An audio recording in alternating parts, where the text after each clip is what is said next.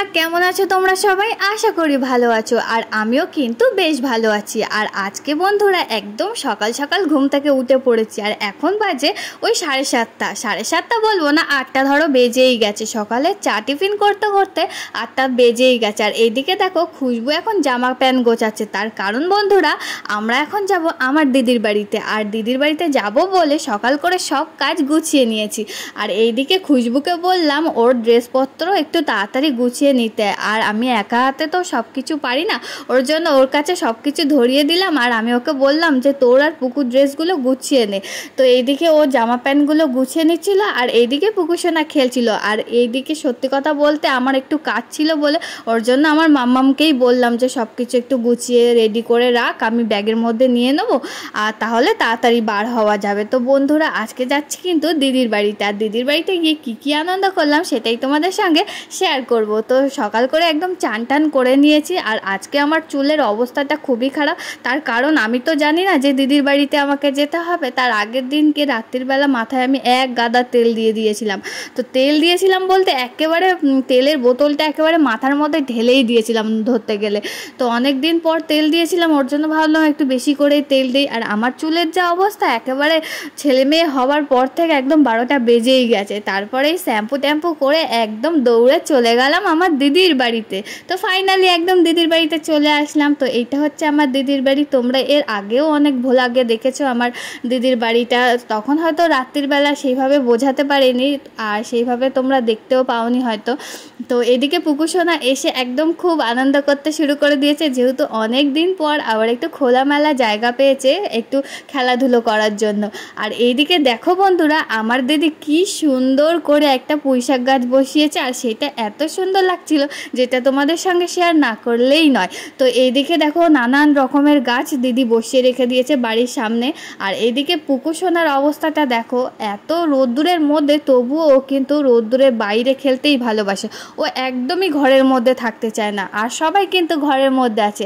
আর এই যে এইদিকে দেখতে পাচ্ছ এই যে মাটির উনুনটা, তো এখানে কিন্তু আমার দিদি রান্না বান্না করে। মানে যখন বাড়িতে অনেক লোকজন আসে না তখন আর গ্যাসে মানে রান্না টান্না করে না সেইভাবে, তো এখানে তখন রান্নাটা করে। আর সত্যি কথা বলতে কাঠের উনুনে রান্নার একটা টেস্টই আলাদা হয়। আর এইদিকে পুকুসোনা দেখো এমন কিছু দেখে না তো কখনো, ওর জন্য ও ওখানটায় দাঁড়িয়ে দাঁড়িয়ে দেখতেই থাকছিল। আবার বলছিল যে মাম্মাম আমি এখানে বসে বসে দেখবো। তো আর এইদিকে দেখো তোমাদের সঙ্গে আমি ভ্লগ করছি বলে তোমাদেরকে কিভাবে টাটা দিচ্ছে। আর আমার এইভাবে মাটির উনুনে রান্না করতে নিজেরও খুব ভালো লাগে, কিন্তু আমার তো আর সেরকম পরিস্থিতি নেই, ওর জন্য এখন আর সেইভাবে হয় না। কিন্তু আমিও এক সময় এরকম মাটির উনুনে কিন্তু অনেক রান্না করেছি। আর এইদিকে দেখো খুশবু ওদের অনেক মানে ভাই বোন পেয়ে গেছে, তো তাদের সঙ্গে খেলছিল। আর এইদিকে আমার দিদি সব পরিষ্কার পরিচ্ছন্ন করে তারপরে রান্না গিয়ে বসলো। আর এখানে এসে কিন্তু আমরা ভীষণই আনন্দ পেয়েছিলাম। আর তার থেকে বড় কথা হচ্ছে বন্ধুরা একসঙ্গে অনেক দিন পর যখন সব বোনেরা একসঙ্গে হয়ে যায় না, তখন সত্যি কথা দিনটা খুবই মজার থাকে। যখন সব বোনেরা মিলে একটা জায়গাতে থাকে আর অনেক রকমের গল্প স্বল্প হয়।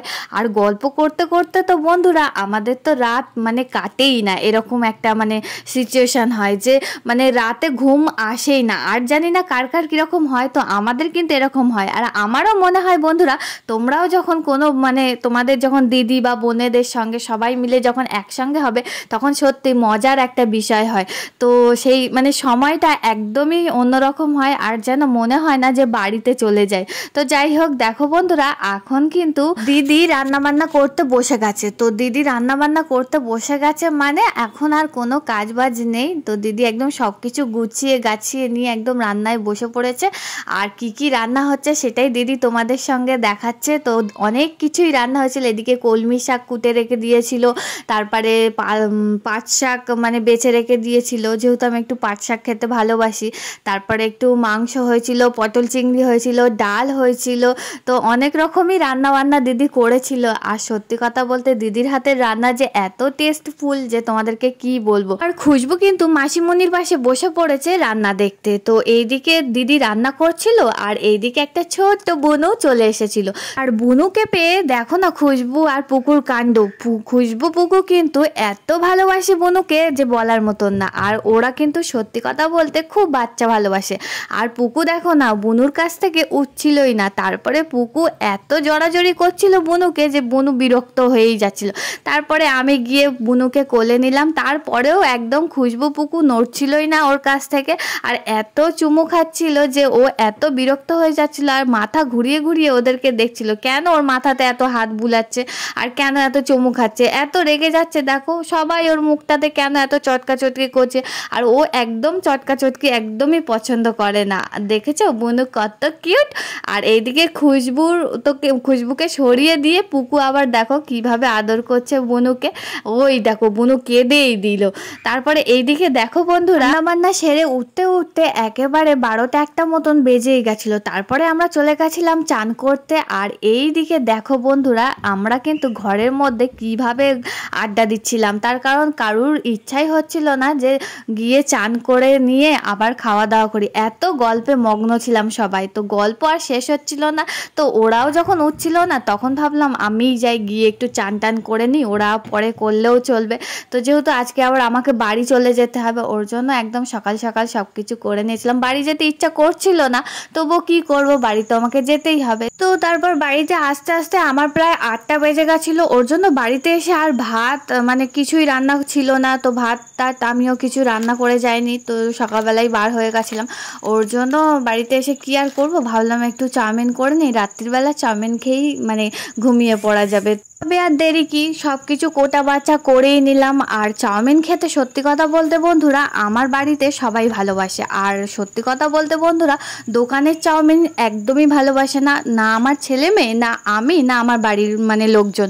তো আমি চাউমিন করলে সবাই খুব ভালোবাসে। তো তোমরা অনেকেই বলো দি ভাই চাউমিনটা তুমি যখন করো খুব ঝুরঝুরে হয়, তো সেটা কিসের জন্য? তো বন্ধুরা তোমাদেরকে বলি যে আমি কখনো কিন্তু গরম জলে কিন্তু চাউমিন ভেজাই না, আমি সবসময় ঠান্ডা জলে চাউমিন ভেজাই। চাউমিনের পরিমাণ অনুযায়ী একটু মানে 10 মিনিট বা 15 মিনিট একটু ভিজিয়ে রাখি, তাও অতক্ষণও হয়তো লাগে না। তো এইভাবে একটু রাখলে, বেশি আবার ভিজিয়ে রাখলে একটু কাদা কাদা হয়ে যায়, তো বেশিক্ষণ ভিজিয়ে রাখার কোনো দরকার নেই। তো অল্প একটুখানি সময় বুঝে ভিজিয়ে রাখলে চাউমিনটা একদম ঝরঝরে হয়ে যায়। আর ওটা একটা মানে চুপড়ি দিয়ে ছেঁকে নেওয়ার পরে জলটা একটু সময় দিলে তাহলে বেশি ঝুরঝুরেটা হয় চাউমিনটা।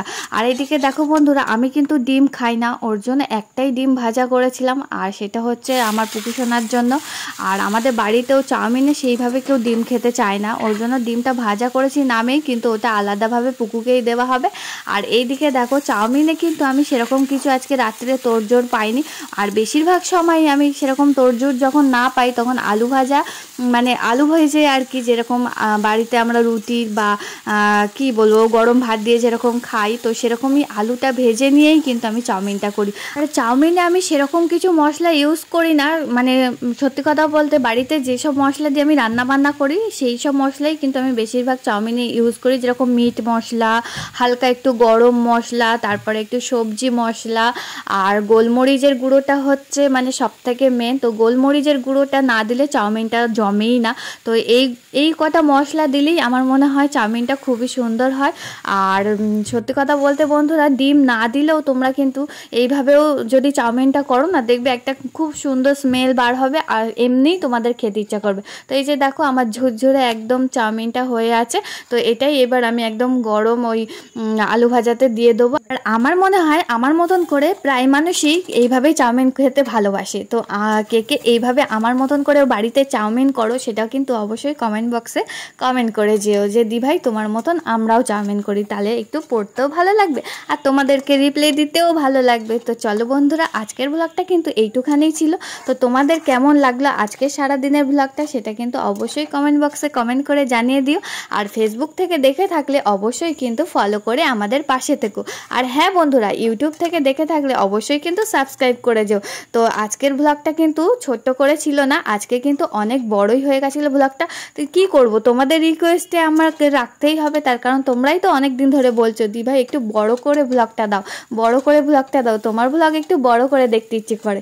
তো ওর জন্য ভাবলাম আজকের ব্লগটা একটু বড় করেই করি। তো যাই হোক, অনেক বকবক করে ফেললাম, অনেক তোমাদের সময় নষ্ট করলাম, আর আমার ভিডিও তোমরা অনেক সময় নষ্ট করে দেখেছো, এর জন্য অনেক অনেক থ্যাংক ইউ। আর তোমরা কিন্তু অবশ্যই আমার কমেন্ট বক্সে কমেন্ট করে যেও যে আমার ব্লগ তোমাদের কেমন লাগে, আর আমার খুশবু পুকুর রিলস তোমাদের কেমন লাগছে, আর কীরকম টাইপের ব্লগ দিলে তোমরা বেশি খুশি হবে সেটাও কিন্তু একটু কমেন্ট বক্সে কমেন্ট করে যেও। তো চলো বন্ধুরা, টাটা। হ্যাঁ বন্ধুরা, তোমাদেরকে তো আরও একটা রেসিপি মানে আর একটা টেকনিক জিনিস তো তোমাদেরকে দেখানোই হয়নি। তো চাউমিনটা কিন্তু আমি কড়াতে রেখে দেয়নি, তো চাউমিনটা কিন্তু আমি এরকম হটপটের মধ্যে রেখে দিয়েছি।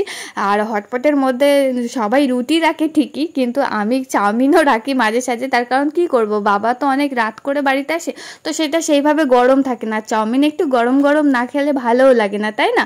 তো আমার এরকম টেকনিক বুদ্ধি তোমরাও কি বাড়িতে করো নাকি? যদি করে থাকো সেটাও কিন্তু অবশ্যই কমেন্ট বক্সে কমেন্ট করে যেও। আর এই যে দেখো আমার চাউমিন রেডি, আর আমরাও খেতে বসে পড়েছি। হ্যাঁ বন্ধুরা, আমরা কিন্তু এরকমভাবে চাউমিন খেতে খুবই ভালোবাসি, চাউমিনের ওপরে মিষ্টি টক ঝাল চানাচুর দিয়ে। তোমরাও এইভাবে খেয়ে দেখো, তোমাদেরও খুব ভালো লাগে, বা তোমরা যদি এইভাবে খেয়ে থাকো তাহলেও কিন্তু কমেন্ট করে যেও।